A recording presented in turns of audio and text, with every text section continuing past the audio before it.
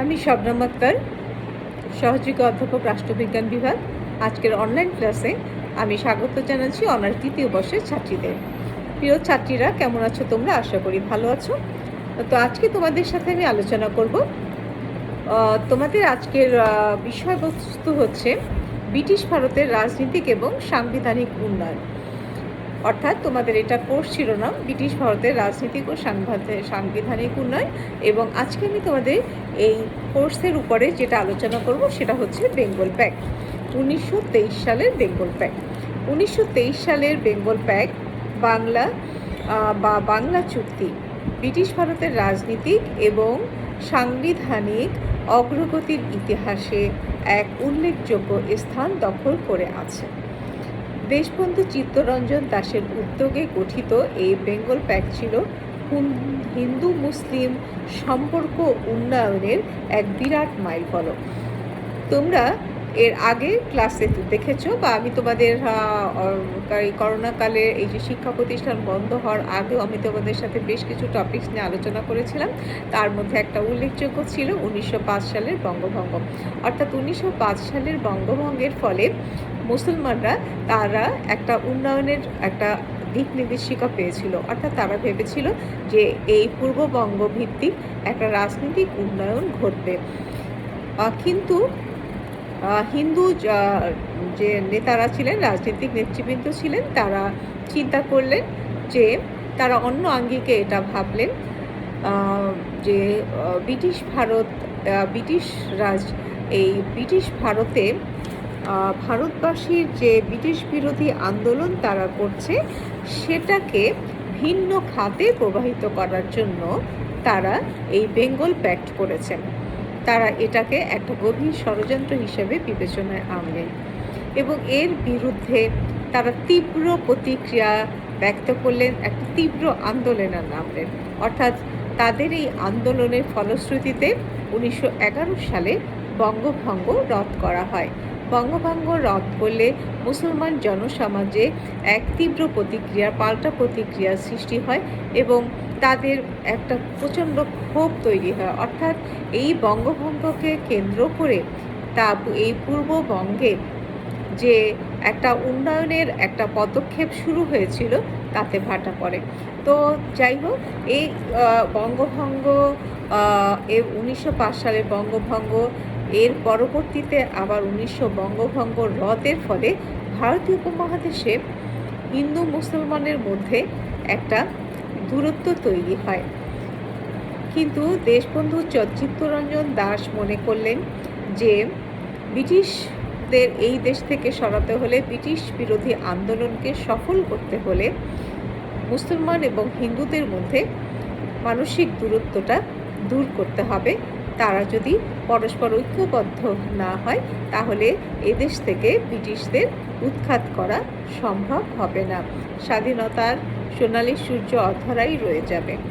তো তারই উদ্যোগে দীর্ঘদিন ধরে চলতে থাকা এই সাম্প্রদায়িক বিদ্বেষ বা হিন্দু মুসলিমদের মধ্যে যে বৈরী মনোভাব তৈরি হয়েছিল, তাদের ভিতরে সেই বৈরিতা দূর করে তাদের ভেতরে একটা মিলন ঘটানোর জন্য তিনি যে উদ্যোগ গ্রহণ করেন, তারই উদ্যোগে 1923 সালে 16ই ডিসেম্বর বেঙ্গল প্যাক্ট স্বাক্ষরিত হয়। তো সেখানে উপস্থিত ছিলেন এই আন্দোলনে যারা মুখ্য ভূমিকা পালন করেন, তাদের মধ্যে ছিলেন দেশবন্ধু চিত্তরঞ্জন দাস এবং বাংলার মুসলিম নেতা ফজলুল হক, মৌলভী আব্দুল করিম, মৌলানা আকরাম খান, হোসেন শহীদ সোহরাওয়ার্দী, এরা প্রমুখ। তো এই ক্ষেত্রে আমরা দেখতে পাই যে এই 1923 সালের বেঙ্গল প্যাক্টের আমরা প্রেক্ষাপটটা আমরা আলোচনা করলাম। এখন আমরা দেখি যে এই বেঙ্গল প্যাক্টের শর্তাবলীগুলো কি কি ছিল, অর্থাৎ কি কি শর্তের আলোকে এই বেঙ্গল প্যাক্টটা তৈরি হয়েছে। তো মূলত আমরা জানি যে এই ভারতীয় উপমহাদেশে ব্রিটিশ রাজত্ব শুরুর পর থেকে মুসলমানরা নানাভাবে বঞ্চিত হচ্ছিল। তারা আর্থসামাজিক, রাজনীতিক সব ক্ষেত্রেই তারা কিন্তু পিছিয়ে ছিল।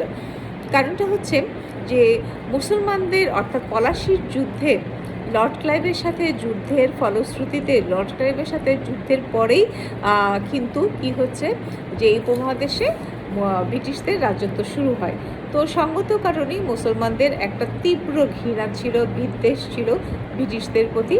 সুতরাং তারা কোনো উন্নয়নমূলক কাজে তারা অংশগ্রহণ করে না, বা তাদেরকে যে কোনো অর্থনৈতিক দিক দিয়ে তারা অনেকভাবে ক্ষতিগ্রস্ত হয়, কারণ তারা জমিদারি ব্যবস্থা থেকেও, যে সকল মুসলমান জমিদার ছিলেন তারাও কিন্তু তাদের জমিদারি হারান।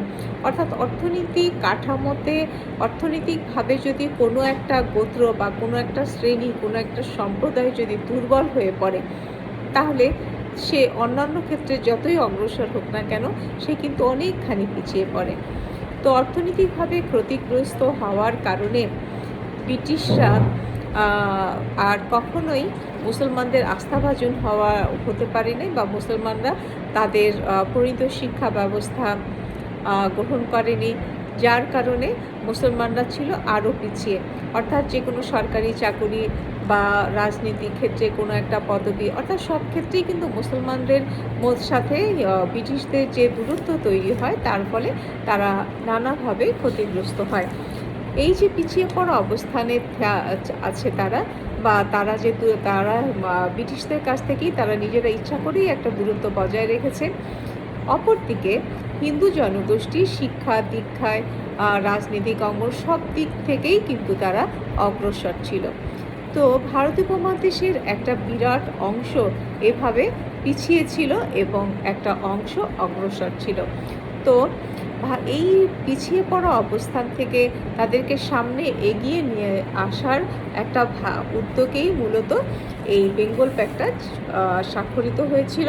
তো সেক্ষেত্রে আমরা দেখতে পাই যে স্বায়ত্তশাসন, অর্থাৎ স্থানীয় স্বায়ত্তশাসিত প্রতিষ্ঠানগুলোতে যাতে করে মুসলিম প্রতিনিধিত্ব, মুসলিম জনসংখ্যার বা মুসলিম জনগোষ্ঠীর প্রতিনিধিত্ব বৃদ্ধি পায়, সেজন্য তারা প্রত্যেক জেলায় সংখ্যাগরিষ্ঠ সম্প্রদায় শতকরা সেই জন্য তারা একটা চুক্তি স্বাক্ষর করে, যে স্বাক্ষরিত চুক্তি অনুযায়ী শতকরা 60টি আসন স্থানীয় স্বায়ত্তশাসিত যে রাজনৈতিক প্রতিষ্ঠানগুলো আছে সেখানে যারা সংখ্যাগরিষ্ঠ তারা পাবে। অর্থাৎ দেখা যাচ্ছে যে সঙ্গত কারণেই মুসলমানরা পিছিয়ে ছিল, তো যেখানে মুসলমান সংখ্যাগরিষ্ঠ জনগোষ্ঠী আছে তারা সেখানে স্থানীয় স্বায়ত্তশাসিত যে প্রতিষ্ঠানগুলো আছে সেখানে তারা 60টি আসন পেয়ে যাচ্ছে।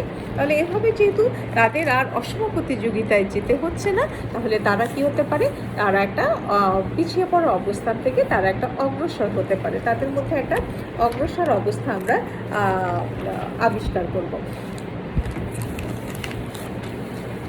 তো এরপরে আমরা দেখি চাকুরির ক্ষেত্রে, অর্থাৎ সরকারি চাকুরির ক্ষেত্রেও কিন্তু মুসলমানরা অনেক পিছিয়ে ছিল। কারণটা ছিল যে একে তো তারা ব্রিটিশদের প্রতি তাদের একটা বিদ্বেষ ছিল, তদুপরি তারা শিক্ষাক্ষেত্রেও তারা পিছিয়ে ছিল। তারপরে যদিও তারা শিক্ষাক্ষেত্রে অগ্রসর হয়েছে, তথাপি দেখা যাচ্ছে এই মুসলমান এবং হিন্দু তারা যদি সমান তালে, অর্থাৎ একই সাথে কোনো জায়গায় প্রতিযোগিতা করে, তাহলে তারা কিন্তু স্বাভাবিকভাবেই তারা কিন্তু অনেক পিছিয়ে থাকবে। কারণ তারা তো হিন্দু জনগোষ্ঠী, তারা শিক্ষা দীক্ষায় অগ্রসর ছিল, রাজনৈতিক অঙ্গনেও তাদের একটা অগ্রসরমান অবস্থা ছিল। তো তারা তো আগে থেকেই অগ্রসর, তো তারা যদি আবার তাদের সাথে সমানে প্রতিযোগিতা করে, তাহলে তো তাদের এই পিছিয়ে পড়া অবস্থানটা আর দূর হবে না। তো এই ক্ষেত্রে যে মুসলমানরা যাতে তারা যেহেতু তারা সংখ্যায় অল্প, সুতরাং যে কোনো সরকারি চাকরিতে মুসলমানদের কোটা বরাদ্দ করা হয়। যেমন ধরো বর্তমান যুগে আমরা দেখতে পাচ্ছি যে নারী যেহেতু চাকরি বাকরির ক্ষেত্রে অনেক আগে থেকেই তারা কর্মক্ষেত্রে তারা প্রবেশ করেনি, তারা দেরিতে প্রবেশ করে, সেজন্য দেখা যাচ্ছিল যে অনেক জায়গায় সরকারি চাকরিতে মহিলাদের জন্য একটা কোটা নির্ধারণ করা থাকে, যাতে তারা অসম প্রতিযোগিতার মধ্যে না পড়ে। তো সেক্ষেত্রে আমরা দেখি যে হিন্দু মুসলমানের এই অসম অবস্থানটাকে দূর করার জন্যই মুসলমানদের জন্য একটা চাকরির ক্ষেত্র একটা কোটা বরাদ্দ করা হয়। তো সেক্ষেত্রে আমরা দেখতে পাচ্ছি যে এই কোটার পরিমাণ কী ছিল, যে সরকারি চাকরিতে মুসলমানদের জন্য ছিল 55%, এবং দেখা যাচ্ছে যে এই 55% সংরক্ষিত করা হয়েছে যেই পর্যন্ত না যে মুসলমান এবং হিন্দুদের এই সংখ্যাটা সমান সমান জায়গায় এসে দাঁড়ায়। অর্থাৎ যে পর্যন্ত মুসলমানদের জন্য শতকরা 55টি চাকরি সংরক্ষিত করা হয় এবং এই সংরক্ষণটা এমন পর্যায়ে যাবে যা না পাওয়া পর্যন্ত শতকরা 80 জনকে সরকারি চাকরিতে নিয়োগ করা হবে। এই সংরক্ষিত পর্যায়ে না পৌঁছে অর্থাৎ তারা এই পিছিয়ে পড়া অবস্থান থেকে তারা যতদিন না আসে ততদিন পর্যন্ত তাদের এই সংরক্ষণের ব্যবস্থাটা থাকবে। আর এরপরে দেখা যাচ্ছে কি যে পর্যন্ত চাকরিতে মুসলমানদের হার উচ্চ পর্যায়ে না আসে সে পর্যন্ত তাদেরকে ন্যূনতম যোগ্যতার ভিত্তিতে নিয়োগ করা হবে। অর্থাৎ যোগ্যতার যে মাপকাঠি সেটাও যাতে তাদের জন্য শিথিল করা হয় সেদিকেও কিন্তু সেই দিকটাও এখানে বিবেচনায় আনা হয়। এরপরে আমরা দেখতে পাচ্ছি যে এরপর মুসলমানগণ চাকরির শতকরা 55টি এবং যারা মুসলিম শতকরা 45টি পাবে। মধ্যবর্তীকালে হিন্দুগণ শতকরা 20টি চাকরি পাবে। এরপরে হচ্ছে যে কোনো সম্প্রদায় আমরা আরেকটা বিষয় এখানে আসে যে কোনো সম্প্রদায়ে ধর্মীয় সম্পর্কিত কোনো আইন ব্যবস্থাপক পরিষদে পাশ করতে হলে আইনসভায় নির্বাচিত উক্ত সম্প্রদায়ের 3/4 সদস্যের সমর্থন থাকতে হবে। অর্থাৎ দেখা যাচ্ছে যে কোনো ধর্ম সম্পর্কিত কোনো আইন ব্যবস্থাপক পরিষদে পাশ করতে হলে সেখানকার অর্থাৎ সেই সংশ্লিষ্ট ধর্মের অনুসারীদের মতামত গ্রহণ করতে হবে। অর্থাৎ সেক্ষেত্রে 3/4 মতামত দরকার হবে। এরপরে আরেকটা জিনিস হচ্ছে যে মসজিদের সামনে গান বাজনার সহকারে মিছিল করা যাবে না। অর্থাৎ আমরা জানি যে মসজিদে গান বাজনা সহ মসজিদে একটা নীরবতার মসজিদে যদি কোনো যারা প্রার্থনা করে তাদের একটা নিরিবিলি বা পরিবেশ বা একটা ছিমছাম একটা পরিবেশের দরকার হয়। সেক্ষেত্রে হিন্দু জনগোষ্ঠী সেখানে যদি ঢোল বাজনা বাজায় তাহলে হয়তো তাদের ধর্মীয় যে বিষয়টা আছে সেখানে হয়তো বিঘ্ন তৈরি হতে পারে। সেজন্য বলা হয়েছে যে অর্থাৎ মুসলমানদের যে ধর্মীয় অনুভূতি সেটাতেও যাতে আঘাত না আসে, আবার হিন্দু জনগোষ্ঠীর ধর্মীয় অনুভূতিতেও যাতে না আসে সেই জন্য যেখানে গরু জবাই করাটা সেখানে তারা গরু জবাই করতে পারবে না, এই বিষয়গুলো তুলে ধরা হয়। তো এই 1923 সালের বেঙ্গল প্যাক্টের উদ্দেশ্যই আসলে কি ছিল যে মুসলমান এবং হিন্দুদের মধ্যে সাম্প্রদায়িক সম্প্রীতি তৈরি করা। তো যদিও সাম্প্রদায়িক সম্প্রীতি তৈরি করার একটা মহৎ উদ্যোগ নিয়ে চিত্তরঞ্জন দাস এই চুক্তিটি সম্পাদন করেছিলেন এবং তার উদ্দেশ্য সৎ ছিল।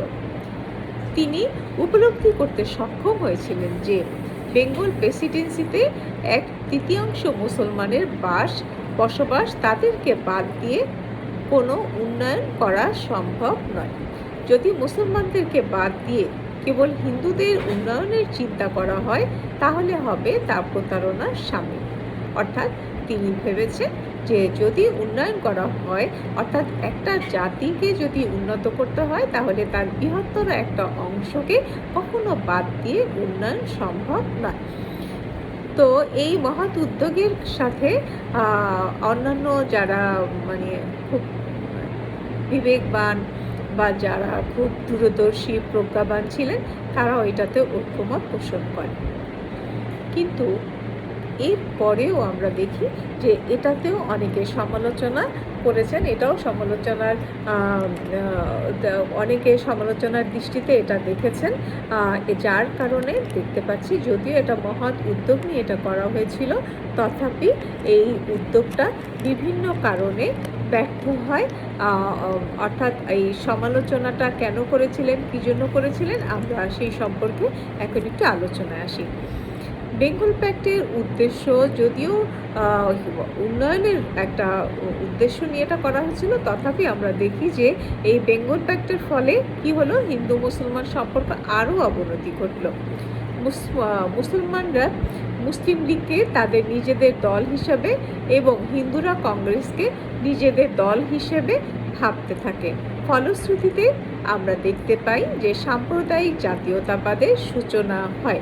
অর্থাৎ যে উদ্দেশ্য নিয়ে এটা করা হয়েছিল সেই উদ্দেশ্য পুরাটাই একেবারে বিপরীত দিকে ধাবিত হয়। এরপরে আমরা দেখি যে বাংলাকে মুসলমানদের নিকট বিক্রির অভিযোগ। হিন্দু সংবাদপত্রগুলো বেঙ্গল প্যাক্টের তীব্র সমালোচনা করে। বিশেষ করে সাপ্তাহিক দ্য ইংলিশম্যান পত্রিকায় বলা হয়, মুসলমান সমর্থকদের ঘুষের প্রস্তাবের ফলে চিত্তরঞ্জন দাস বেঙ্গল প্যাক্ট করেছেন। দ্য হিন্দু প্রেস বেঙ্গল প্যাক্টের বিরুদ্ধে তীব্র মতবাদ বা তীব্র প্রতিক্রিয়া ব্যক্ত করে বলেন, চিত্তরঞ্জন দাস মুসলমান সম্প্রদায়ের কাছে বাংলাকে বিক্রি করেছেন। এরপর আমরা দেখি হিন্দুরা এর বিরোধিতা করেন। কংগ্রেস নেতা লালা লাজপত রায়, পণ্ডিত মালভিয়া প্রমুখের নেতৃত্বে সাম্প্রদায়িক সংগঠন হিন্দু মহাসভা বেঙ্গল প্যাক্টের বিরুদ্ধে কলকাতায় একাধিক প্রতিবাদ সভার আয়োজন করে। তারা হিন্দু মুসলমান সমস্যাকে একটি সর্বভারতীয় বিষয় বলে মন্তব্য করে। মহাত্মা গান্ধী সমালোচনা। মহাত্মা গান্ধী পর্যন্ত অভিমত ব্যক্ত করেন যে উভয় সম্প্রদায়ের মধ্যে এ ধরনের কোনো চুক্তি সম্পাদনের সময় তখনও হয়নি। নির্বাচনী বৈতরণী পারের হাতিয়ার। কোনো নেতৃবৃন্দ বেঙ্গল প্যাক্টকে চিত্তরঞ্জন দাসের নির্বাচনী বৈতরণী পার হওয়ার একটি কৌশল বলে আখ্যায়িত করেন। সবশেষে বলা যায়, ব্রিটিশ আমলে ভারতের রাজনৈতিক পরিস্থিতি পর্যালোচনা করলে দেখা যায়, যখনই হিন্দু মুসলিম দুটি সম্প্রদায় কোনোভাবে কাছাকাছি এসে নিজেদের সম্পর্ক উন্নয়নের চেষ্টা করেছে, তখনই কোনো না কোনো মহল থেকে তা বাধার সম্মুখীন হয়েছে।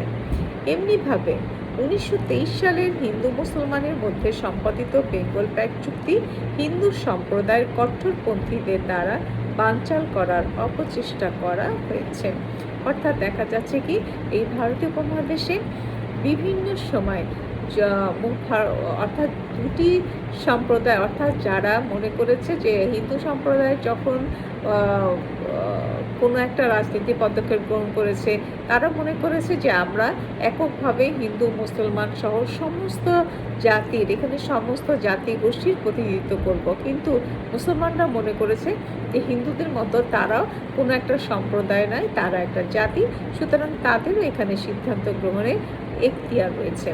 অর্থাৎ এখানে জনসংখ্যার দিক থেকে হিন্দু এবং মুসলমান দুটোই বৃহৎ জনগোষ্ঠী হওয়াতে তারা উভয়ই তাদের নিজস্বতা বজায় রাখার চেষ্টা করেছে।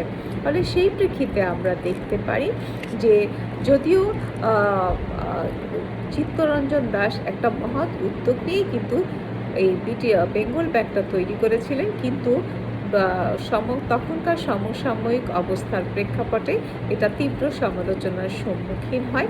অর্থাৎ যারা হিন্দু জনগোষ্ঠী ভেবেছে যে চিত্তরঞ্জন দাস একতরফা শুধু মুসলমানদের উন্নয়নের কথা চিন্তা করছে, কিন্তু চিত্তরঞ্জন দাস তখনকার সময় মুসলমানদের পিছিয়ে পড়া অবস্থাকে অগ্রসর করার মহৎ উদ্দেশ্য নিয়েই কিন্তু তিনি এই চুক্তি করেছিলেন। তিনি কোনো বিশেষ কোনো গোষ্ঠীর না, তিনি তা মনে করেছিলেন যে ভারতীয় উপমহাদেশের বৃহৎ একটা জনসংখ্যা হচ্ছে মুসলমান, সুতরাং তারা যদি পিছিয়ে থাকে তাহলে ব্রিটিশদেরকে এদেশ থেকে উৎখাত করা সম্ভব হবে না। তাহলে আমরা দেখি এখানে মুসলমানদের প্রতিক্রিয়া কী ছিল। বেঙ্গল প্যাক্টের প্রতি বাংলার মুসলমানরা ইতিবাচক প্রতিক্রিয়াই ব্যক্ত করেছে সঙ্গত কারণে, কারণ তারা দেখেছে যে তাদের এই পিছিয়ে পড়া অবস্থান থেকে অগ্রসর করার জন্যই বেঙ্গল প্যাক্টটা তৈরি হয়েছে। তো বেঙ্গল প্যাক্টের ফলে মুসলমানরাই বেশি লাভবান হয়েছিল। ইতিপূর্বে কংগ্রেস মুসলিম লীগের নেতৃবৃন্দের মধ্যে 1916 সালের লখনৌ চুক্তিতে মুসলমানদের প্রাদেশিক আইন পরিষদের সংখ্যালঘিষ্ঠ আসন শতকরা 40% প্রদান করে। তখন তা নিয়ে বাংলার মুসলিম নেতৃবৃন্দের এক তীব্র প্রতিক্রিয়া দেখা দেয়, কিন্তু বেঙ্গল প্যাক্ট স্বাক্ষরিত হওয়ায় ফলে মুসলমানদের প্রাদেশিক কাউন্সিলের জনসংখ্যা অনুপাতে প্রতিনিধিত্ব প্রদান করা হয়। সুতরাং লখনৌ চুক্তির তুলনায় মুসলমানরা বেঙ্গল প্যাক্টের মাধ্যমে শতকরা 15% বেশি আসন লাভ করে। তাছাড়া মুসলমান সম্প্রদায়ের পৃথক নির্বাচন ব্যবস্থা বেঙ্গল প্যাক্টেও স্বীকৃত হয়। 1923 সালের প্রাদেশিক নির্বাচনে মুসলিম আসনের ফলাফলে বেঙ্গল প্যাক্টের প্রতি মুসলমান সম্প্রদায়ের ইতিবাচক প্রতিক্রিয়া ব্যক্ত হয়েছিল। তো আমরা দেখতে পাই যে ভারতীয় উপমহাদেশের যে রাজনৈতিক ইতিহাস সেটা সাংবিধানিক এবং রাজনৈতিক অগ্রগতির একটা ইতিহাস। কারণ এই ব্রিটিশরা আসার পরে ভারতীয় উপমহাদেশে এক ব্যাপক একটা বৈপ্লবিক পরিবর্তন সূচিত হয়। জনমনে যে রাজনীতিক এবং তারা বৃহত্তর জনগোষ্ঠী অর্থাৎ ভারতীয় উপমহাদেশের পুরো এলাকাটা পুরো ভারতীয় উপমহাদেশটাই একটা মানে একটা মানে একটা সুদূর প্রসারী পরিবর্তনের দিকে এগিয়ে যায়। অর্থাৎ গতানুগতিক ধারায় যে রাজনৈতিক প্রবাহটা চলছিল সেই গতানুগতিক ধারাটা একটা ভিন্ন খাতে প্রবাহিত হয়। কারণ ব্রিটিশরা তাদের সুদীর্ঘ যে তাদের যে রাজনীতিক কর্মকাণ্ডের যে একটা সুদীর্ঘ একটা সময়ের একটা ঐতিহ্য তারা বহন করে চলছিল, সেটার একটা ভিন্ন প্রেক্ষাপট ছিল কিন্তু ভারতীয় উপমহাদেশ। অর্থাৎ ভারতীয় উপমহাদেশের জনগোষ্ঠী কিন্তু রাজনীতিক, অর্থনৈতিক বা সামাজিক সব দিক থেকেই কিন্তু ব্রিটিশদের তুলনায় ছিল একটু পিছনে। অর্থাৎ ব্রিটিশরা ছিল কি আধুনিক বা শিক্ষা দীক্ষা বিজ্ঞান প্রযুক্তি সব দিক থেকেই তারা কিন্তু এই ভারতীয় উপমহাদেশের চাইতে অনেক উন্নত ছিল। সুতরাং তারা কলে কৌশলে বিভিন্নভাবেই কিন্তু এই ভারতীয় উপমহাদেশের জনগণকে নিয়ন্ত্রণ করতে পেরেছিল। তাদের এই নিয়ন্ত্রণমূলক অবস্থা থেকে বের হয়ে আসার জন্য যারা অগ্রসর হয়েছিলেন, যারা অগ্রগামী ছিলেন শিক্ষা দীক্ষায় ভারতীয় জনগণ, তারাই কিন্তু এই ভারতীয় উপমহাদেশের জনগণকে সচেতন করেছেন, রাজনৈতিকভাবে সচেতন করেছেন, তাদের অধিকার সচেতন করেছেন। মোটামুটিভাবে তারা এই আধুনিক বিশ্বের দিকে বিশ্ব সম্পর্কে বা পুরাতন ধ্যান ধারণার থেকে বের হয়ে এসে ব্রিটিশদের সাথে সামঞ্জস্য রেখে তাদের কাছ থেকে তাদের অধিকার আদায় কিভাবে হবে, কোনভাবে হবে, কোন পদ্ধতি হবে, সব কিছুর একটা চুলচেরা বিশ্লেষণ কিন্তু জনমনে তারা অঙ্কিত করেছিলেন। তাদেরই দেখানো পথ ধরে এদেশের এই ভারতীয় উপমহাদেশের মানুষ তাদের সাংবিধানিক এবং রাজনৈতিক অগ্রগতিটা তারা গতি সম্পর্কে সচেতন হয়েছে, সেগুলো তারা অর্জন করার চেষ্টা করেছে, এগিয়ে চলার চেষ্টা করেছে। এভাবেই কিন্তু গুটি কয়েক মানুষ আপামর জনগোষ্ঠীকে পথ দেখিয়েছে। তো ধন্যবাদ আজকে তোমাদেরকে। তোমরা ক্লাসগুলো ফলো করার চেষ্টা করবে, পড়াশোনা করার চেষ্টা করবে। আজকে এখানেই রাখি, পরবর্তীতে তোমাদের সাথে অন্য বিষয়গুলো নিয়ে আলোচনা করা।